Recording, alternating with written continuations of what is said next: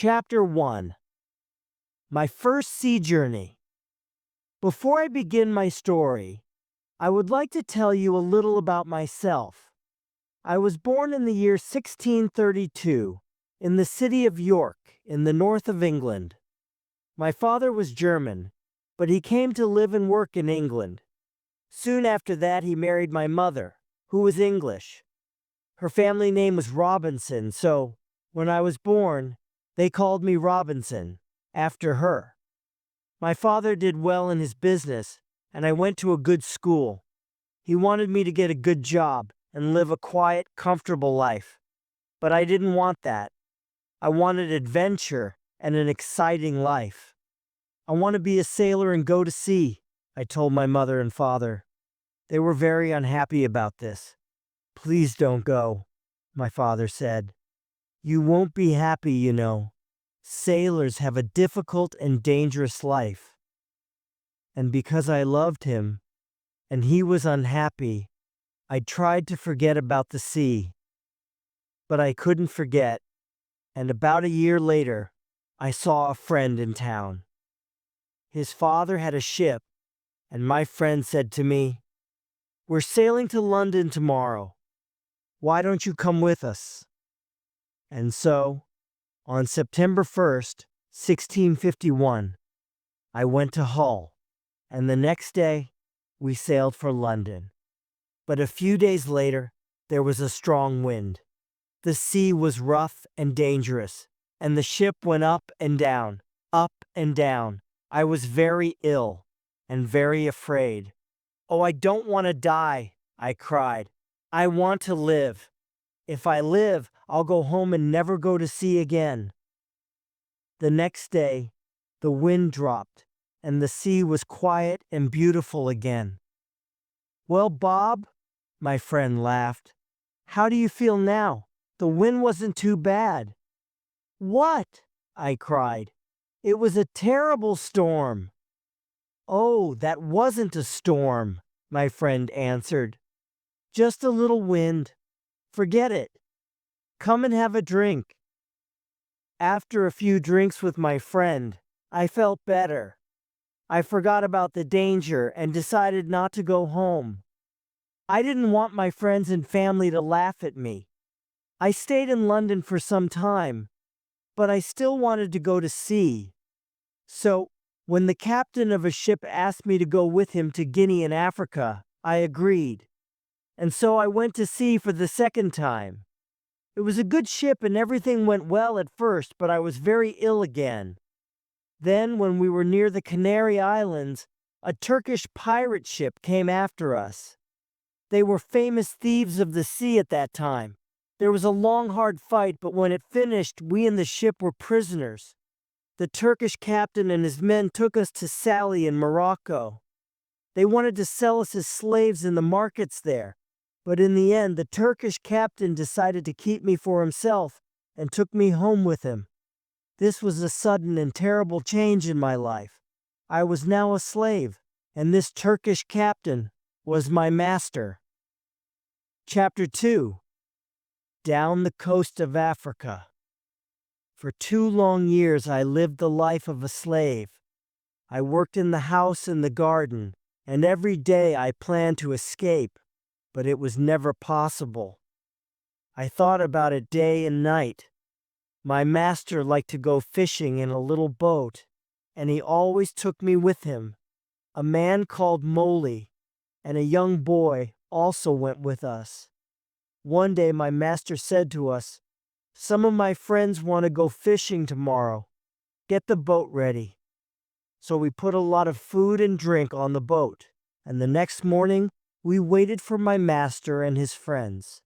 But when my master arrived, he was alone.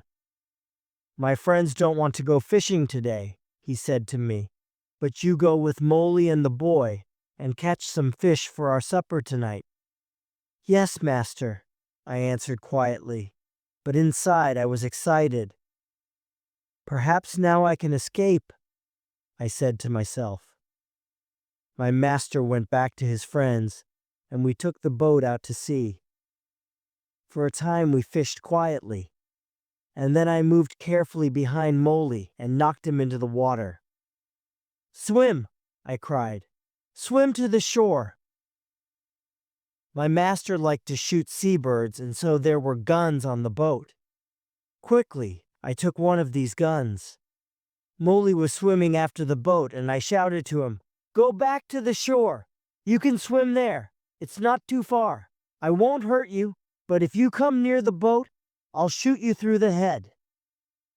So Molly turned and swam back to the shore as quickly as he could. Then I said to the boy, "Jury, if you help me, I'll be a good friend to you. If you don't help me, I'll push you into the sea too." But Jury was happy to help me. "I'll go all over the world with you," he cried. I wanted to sail to the Canary Islands, but I was afraid to go too far from the shore. It was only a small boat, and so we sailed on south for some days. We had very little water, and it was dangerous country here with many wild animals. We were afraid, but we often had to go on shore to get more water. Once I used a gun to shoot a wild animal. I don't know what animal it was, but it made a good meal. For about 10 or 12 days we sailed on south, down the coast of Africa. Then one day we saw some people on the shore. Strange, wild people, who did not look friendly. By now we had very little food, and we really needed help. We were afraid, but we had to go on shore. At first they were afraid of us too. Perhaps white people never visited this coast. We did not speak their language, of course, so we used our hands and faces to show that we were hungry. They came with food for us, but then they moved away quickly. We carried the food to our boat, and they watched us. I tried to thank them, but I had nothing to give them. Just then, 2 big wild cats came down to the shore from the mountains. I think they were leopards. The people were afraid of these wild cats, and the women cried out. Quickly I took a gun and shot one of the animals. The second wild cat ran back up into the mountains. Guns were new to these African people, and they were afraid of the loud noise and the smoke. But they were happy about the dead wild cat. I gave them the meat of the dead animal, and they gave us more food and water. We now had a lot of food and water, and we sailed on. 11 days later, we came near the Cape Verde Islands. We could see them, but we couldn't get near because there was no wind. We waited. Suddenly, Jury called to me, "Look, a ship!" He was right. We called and shouted and sailed our little boat as fast as we could.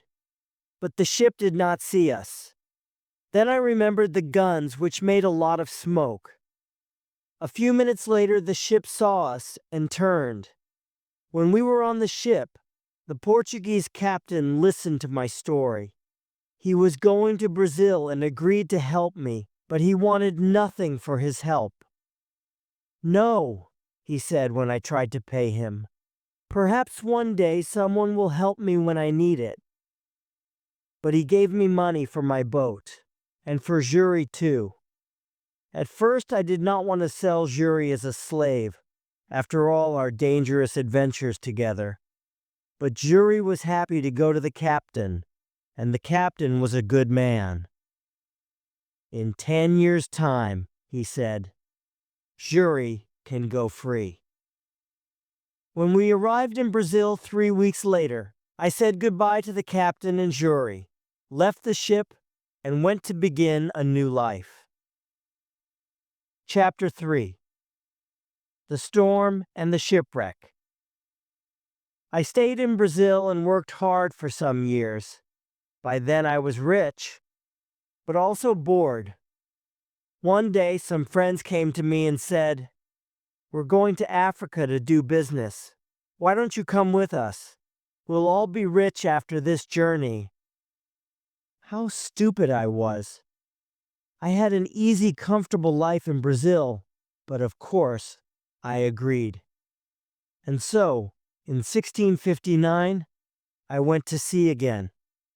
At first, all went well, but then there was a terrible storm. For 12 days the wind and the rain didn't stop. We lost 3 men in the sea, and soon the ship had holes in its sides. "We're all going to die this time," I said to myself. Then one morning one of the sailors saw land, but the next minute our ship hit some sand just under the sea. The ship could not move, and we were really in danger now. The sea was trying to break the ship into pieces, and we had very little time. Quickly, we put a boat into the sea and got off the ship. But the sea was very rough, and our little boat could not live for long in that wild water. Half an hour later, the angry sea turned our boat over, and we were all in the water. I looked round for my friends, but I could see nobody. I was alone. That day I was lucky, and the sea carried me to the shore. I could not see the land, only mountains of water all around me. Then suddenly, I felt the ground under my feet. Another mountain of water came, pushed me up the beach, and I fell on the wet sand. At first I was very thankful to be alive. Slowly I got to my feet and went higher up the shore. From there, I looked out to sea. I could see our ship, but it was wrecked and there was nobody near it. There was nobody in the water. All my friends were dead. I was alive, but in a strange, wild country, with no food, no water, and no gun. It was dark now, and I was tired. I was afraid to sleep on the shore. Perhaps there were wild animals there. So I went up into a tree, and I stayed there all night. Chapter 4. A New Life on an Island. When day came, the sea was quiet again. I looked for our ship, and, to my surprise, it was still there, and still in one piece. "I think I can swim to it," I said to myself. So I walked down to the sea, and before long, I was at the ship and was swimming round it. But how could I get onto it? In the end, I got in through a hole in the side. But it wasn't easy. There was a lot of water in the ship, but the sand under the sea was still holding the ship in one place. The back of the ship was high out of the water, and I was very thankful for this, because all the ship's food was there. I was very hungry, so I began to eat something at once. Then I decided to take some of it back to the shore with me. But how could I get it there? I looked around the ship, and after a few minutes, I found some long pieces of wood. I tied them together with rope. Then I got the things that I wanted from the ship. There was a big box of food, rice and salted meat, and hard ship's bread. I also took many strong knives and other tools, the ship's sails and ropes, paper, pens, books, and 7 guns. Now I needed a little sail from the ship, and then I was ready. Slowly and carefully, I went back to the shore. It was difficult to stop my things from falling into the sea, but in the end, I got everything onto the shore. Now I needed somewhere to keep my things. There were some hills around me, so I decided to build myself a little house on one of them. I walked to the top of the highest hill and looked down. I was very unhappy because I saw then that I was on an island. There were 2 smaller islands a few miles away, and after that, only the sea. Just the sea, for mile after mile after mile. After a time, I found a little cave in the side of a hill. In front of it, there was a good place to make a home.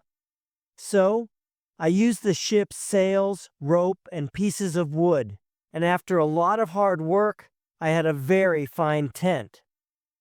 The cave at the back of my tent was a good place to keep my food, and so I called it my kitchen.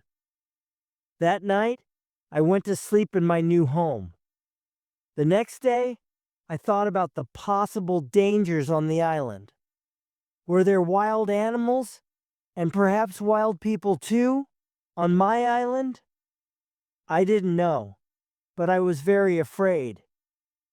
So I decided to build a very strong fence.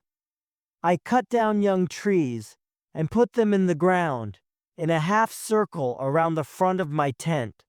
I used many of the ship's ropes too, and in the end, my fence was as strong as a stone wall.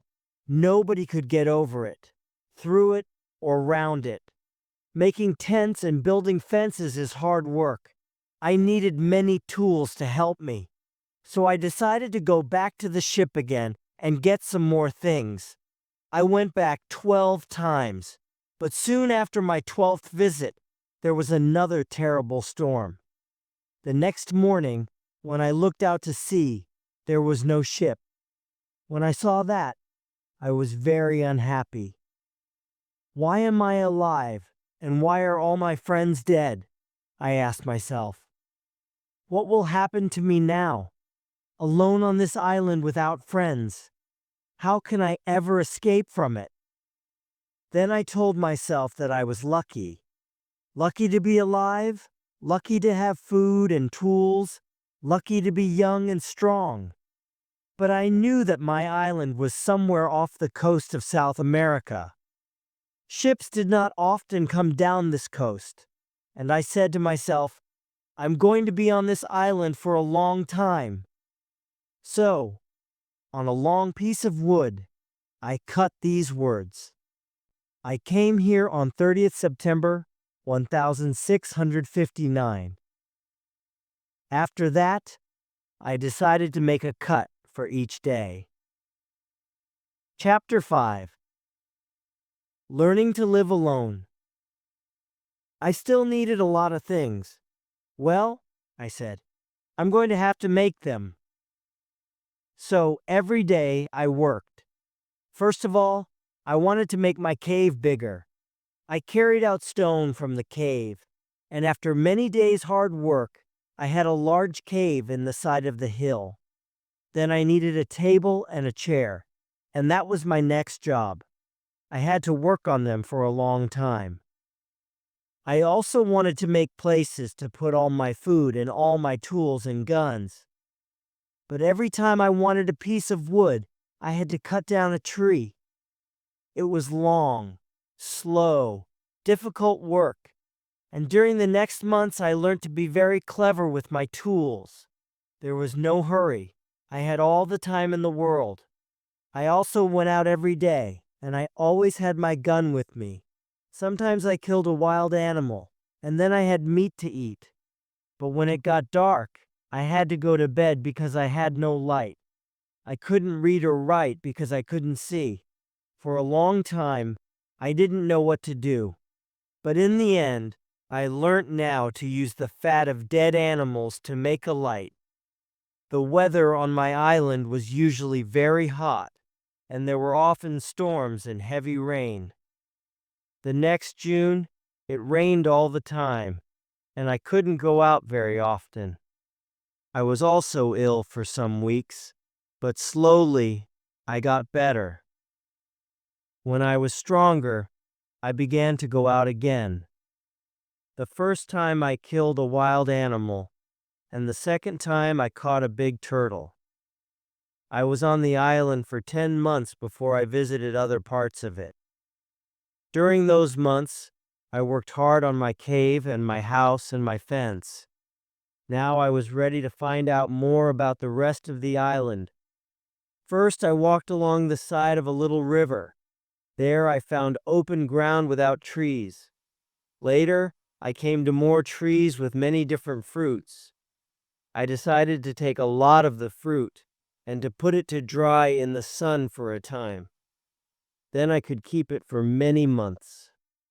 That night I went to sleep in a tree for the second time, and the next day I went on with my journey. Soon I came to an opening in the hills. In front of me, everything was green, and there were flowers everywhere. There were also a lot of different birds and animals. I saw that my house was on the worst side of the island, but I didn't want to move from there. It was my home now. I stayed away for 3 days and then I came home.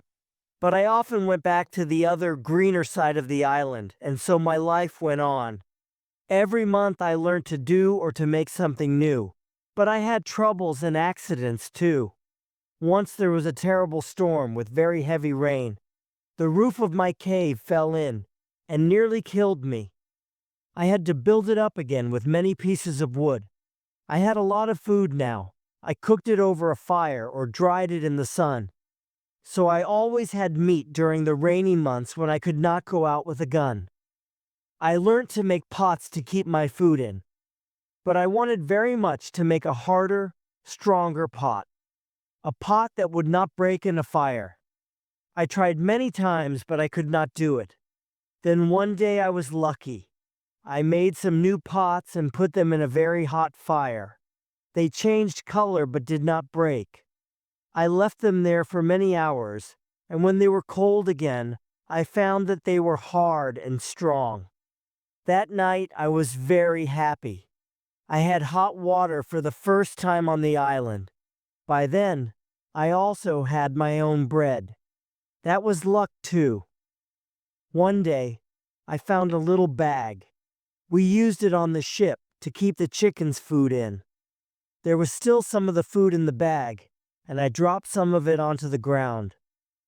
A month later, I saw something bright green there, and after 6 months, I had a very small field of corn. I was very excited. Perhaps now I could make my own bread. It was easy to say, but not so easy to do. It is a lot of work to make bread from corn. Many people eat bread, but how many people can take corn from a field and make bread out of it without help? I had to learn and to make many new things, and it was a year before I cooked and ate my first bread. During all this time, I never stopped thinking about escape. When I traveled across to the other side of the island, I could see the other islands, and I said to myself, perhaps I can get there with a boat. Perhaps I can get back to England one day. So I decided to make myself a boat. I cut down a big tree and then began to make a long hole in it. It was hard work, but about 6 months later, I had a very fine canoe. Next, I had to get it down to the sea. How stupid I was. Why didn't I think before I began work? Of course, the canoe was too heavy. I couldn't move it. I pulled and pushed and tried everything, but it didn't move. I was very unhappy for a long time after that. That happened in my 4th year on the island. In my 6th year, I did make myself a smaller canoe, but I did not try to escape in it. The boat was too small for a long journey, and I did not want to die at sea. The island was my home now, not my prison, and I was just happy to be alive. A year or 2 later, I made myself a second canoe on the other side of the island. I also built myself a second house there, and so I had 2 homes. My life was still busy from morning to night. There were always things to do or to make. I learned to make new clothes for myself from the skins of dead animals. They looked very strange, it is true, but they kept me dry in the rain. I kept food and tools at both my houses, and also wild goats. There were many goats on the island, and I made fields with high fences to keep them in. They learned to take food from me, and soon I had goat's milk to drink every day. I also worked hard in my cornfields, and so many years went by. Chapter 6: A Footprint. Then, one year, something strange and terrible happened. I often walked along the shore, and one day I saw something in the sand. I went over to look at it more carefully and stopped in sudden surprise. It was a footprint, the footprint of a man. Who could this be? Afraid, I looked around me. I listened. I waited. Nothing. I was more and more afraid. Perhaps this man was one of those wild people who killed and ate other men. I looked everywhere, but there was nobody, and no other footprint. I turned and hurried home. "There's someone on my island," I said to myself. "Perhaps he knows about me. Perhaps he's watching me now from behind a tree. Perhaps he wants to kill me." That night, I couldn't sleep. The next day, I got all my guns ready, and I put more wood and young trees around my house.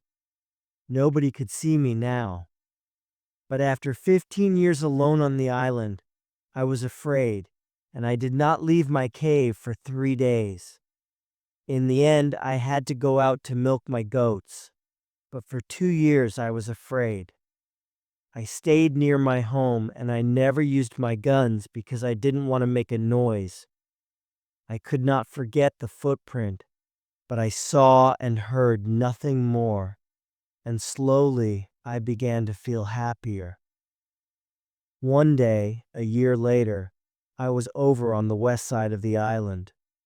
From there, I could see the other islands, and I could also see a boat far out to sea. If you have a boat, I thought, it's easy to sail across to this island.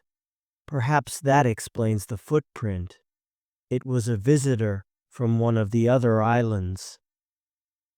I began to move more freely around the island again and built myself a third house. It was a very secret place in a cave. "No wild man will ever find that," I said to myself. Then one year something happened, which I can never forget. I was again on the west side of the island and was walking along the shore. Suddenly I saw something which made me feel ill. There were heads, arms, feet, and other pieces of men's bodies everywhere. For a minute I couldn't think, and then I understood. Sometimes there were fights between the wild men on the other islands. Then they came here to my island with their prisoners, to kill them, cook them, and eat them. Slowly I went home, but I was very angry. How could men do this? For many months I watched carefully for the smoke from fires, but I didn't see anything. Somehow the wild men came and went, and I never saw them. I was angry and afraid. I wanted to shoot them all, but there were many of them, and only one of me. "Perhaps I can shoot 2 or 3, I said to myself, "but then they will kill and eat me." Then, one morning in my 23rd year on the island, I was out in my fields and I saw the smoke from a fire. Quickly, I went up the hill to watch. There were 9 men around the fire, and they were cooking their terrible food. Then these wild men danced round the fire, singing and shouting. This went on for about 2 hours, and then they got into their boats and sailed away. I went down to the shore and saw the blood of the dead men on the sand. "The next time they come, I'm going to kill them," I said angrily. Chapter 7. Man Friday. For 2 years I never went anywhere without my gun. I felt lonely and afraid, and had many sleepless nights. One night, there was a very bad storm, and I thought I heard the sound of guns out at sea. The next morning, I looked out and saw a ship. It was lying on its side not far from the shore. Quickly, I put my little boat in the water and sailed out to it. There were 2 dead men on the ship, but no one alive. The bodies of the other sailors were lost in the sea. I took some clothes and tools, and also a box of Spanish gold and silver money. I was a rich man now, but what use was money to me? I could not buy anything with it. I wanted people, a friend, somebody to talk to, somebody who could help me escape from my island. One morning I woke up and made a plan. "I'll try to catch one of the prisoners of the wild men," I said to myself. "He'll be happy to be alive and perhaps he'll help me to escape." I watched day and night, but for a year and a half there were no boats. Then one day, 5 boats came. There were about 30 men and they had 2 prisoners. They made their fire on the sand and danced round it. Then they killed one of the prisoners and began to cook their terrible meal. The second prisoner waited under the trees with 2 men to watch him.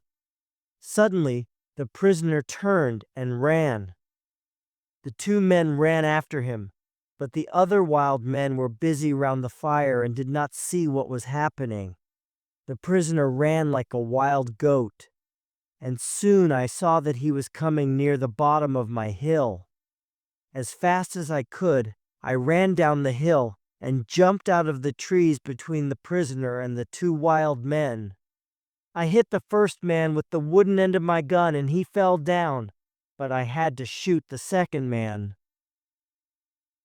He, poor prisoner, did not move. He was afraid of the noise of my gun.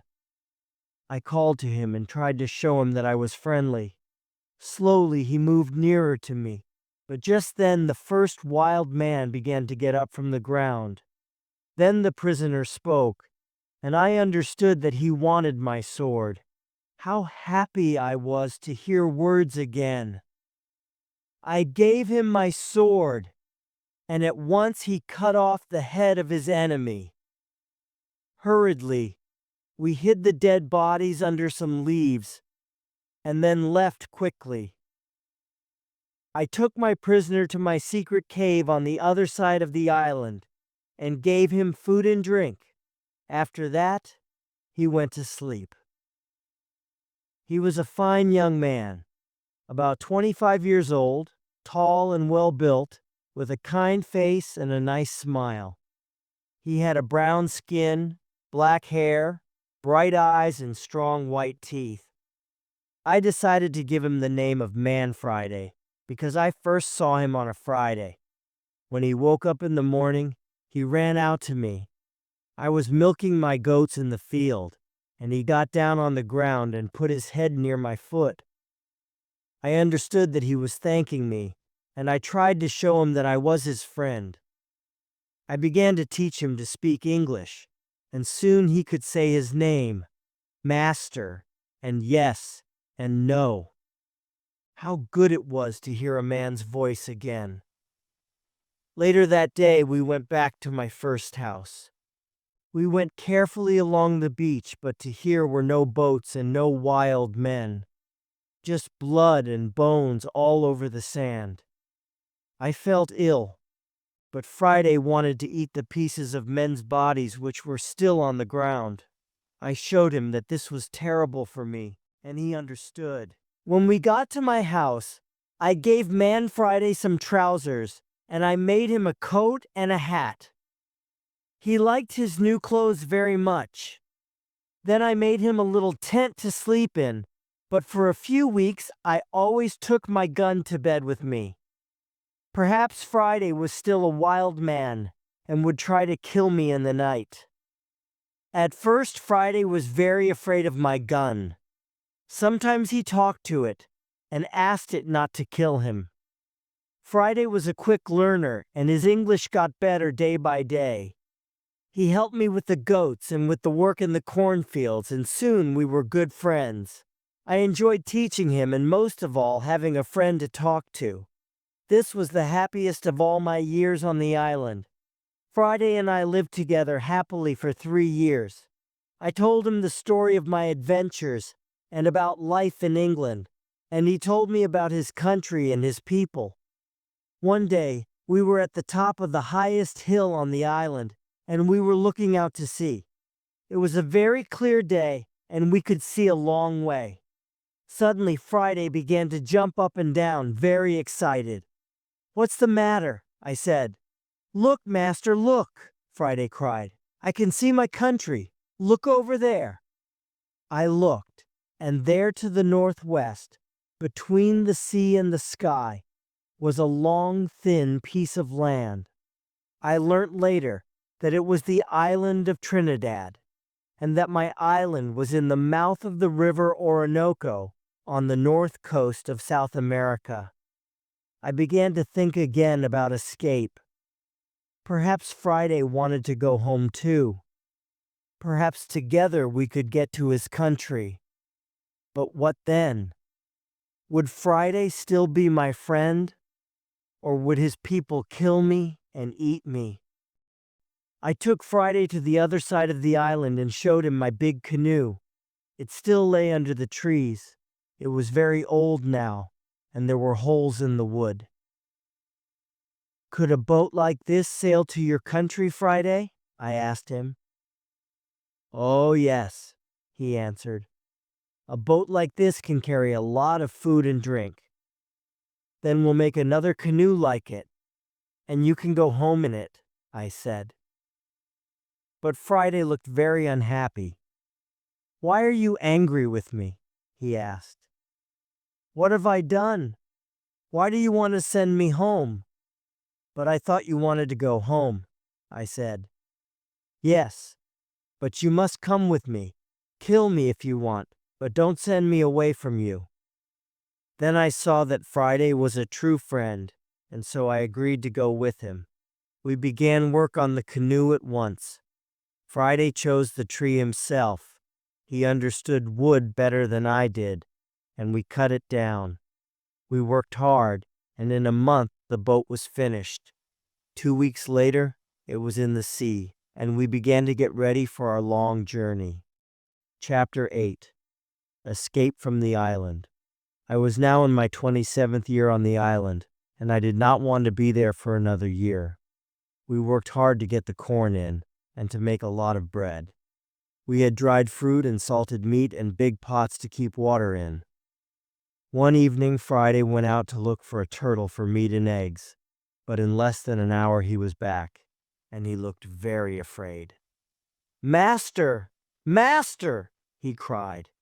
"There's a great ship near the island, and men are coming to the shore in a boat." I jumped up and ran with him down to the shore. To my great surprise, I saw that it was an English ship. But why was it here? English ships never came this way. Perhaps they were pirates. "Don't let them see you, Friday," I called. "We'll hide in the trees and watch." There were 11 men in the boat, but 3 of them were prisoners. Their arms were tied with rope, but their legs were free and they could walk. The other sailors pushed the 3 prisoners up the beach, laughing and shouting and hitting them. Then some of them sat down on the sand and began to drink. Others walked away to look at the island, and 2 men stayed to watch the boat. The 3 prisoners walked slowly along the beach and sat down under a tree not far from us. They looked very unhappy. Very quietly, I came up behind them through the trees and called out to them in English. "Don't be afraid," I said. "I'm an Englishman. Perhaps I can help you." The 3 men turned and looked at me. They did not answer at once. They were too surprised. Perhaps they thought I was a wild man myself, in my strange homemade clothes of animal skins, and with my long hair and beard. Then the oldest man spoke. "I am the captain of that ship," he said, "and these 2 men are my first and second officers. Last night there was a mutiny, and the seamen took the ship from me. Now they're going to leave the 3 of us here, to die on this island." "Do these mutineers have guns?" "Only 2, he answered, "and they've left those on the boat." "All right," I said. "We'll fight them. But if we get your ship back for you, you must take me back to England." The captain agreed immediately and thanked me very warmly for my help. Friday ran back to my house to get all the guns, and the captain and I made a plan. The first part was easy because the seamen were not ready for a fight. We shot the 2 men at the boat, and the captain shot another man. This man, Tom Smith, was the worst of them all, and he began the mutiny on the ship. Then the captain talked to the other 5 men, and they agreed to help him. They did not really want to be mutineers, but they were afraid of Tom Smith. "Now," I said to the captain, "we must get back your ship. How many men are on it?" 26, the captain replied, "and they will fight hard, because they won't want to go home. It is death for all mutineers in England. But not all the men are bad. I'm sure that some of them will help me." Just then, we saw another boat, which was coming from the ship to the shore. There were 10 men in it, and they all had guns. We ran into the trees and waited. It was a long, hard fight, but by now it was dark, and this helped us very much. We ran here and there in the trees, calling and shouting. The seamen could not see us, and did not know how many men they were fighting. In the end, the first officer shouted to them, "Put down your guns and stop fighting. The captain has 50 island people to help him. We can kill you all." So the seamen stopped fighting, and we took their guns. 3 of the men agreed to come back to the captain, and we put the others in my cave. Friday and I stayed to watch the prisoners, while the captain and his men went back to fight for the ship. All night we listened to the sound of guns and shouting. But in the morning, when the sun came up, the captain was master of his ship again. I went down to the shore to meet him. "My dear friend," he cried, "there's your ship. I'll take you to the ends of the world in it." I put my arms round him, and we laughed and cried together. How happy I was to leave the island. My good friend Friday came with me, of course, but we left the mutineers on the island. We decided not to kill them. They could begin a new life on the island. I showed them my 3 houses, my cornfields and my goats, and all my tools. Their life would be easy because of all my hard work for so many years. And so, on the 19th of December, 1686, after 27 years, 2 months, and 19 days, I said goodbye to my island and sailed home to England. Chapter 9. Home in England. When I came back to England, I felt like a stranger in the country. Many things were different, and not many people remembered me. I went home to York, but my father and mother were dead, and also my 2 brothers. I did find the 2 sons of one of my brothers. They were happy to learn that I was alive, and was pleased to find some family. After some months, I decided to go down to Lisbon in Portugal. I had friends there who could help me to sell my land in Brazil, and I needed the money. Friday came with me. He was always a good and true friend to me. In Lisbon, I found the Portuguese captain, who took me in his ship to Brazil all those years ago. It was good to see him again, and he helped me with my business. Soon I was ready to go home again, by land. No more adventures and dangers by sea for me.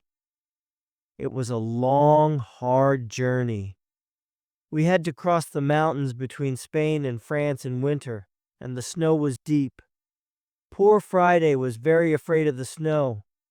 In his country it was always hot, and he did not like cold weather. Back in England I found a house and began to live a quiet life. My 2 nephews came to live with me. The younger one wanted to be a sailor, and so I found him a place on a ship. After a while I married and had 3 children, 2 sons and a daughter. Then my wife died, and my nephew, who was now the captain of a ship, came home to see me. He knew that I did not really like a quiet life. I have a fine ship, uncle, he said. I'm going out to the East Indies. India, Malaya, the Philippines. Why don't you come with me? And so, in 1694, I went to sea again and add many more adventures. Perhaps one day I'll write another book about them.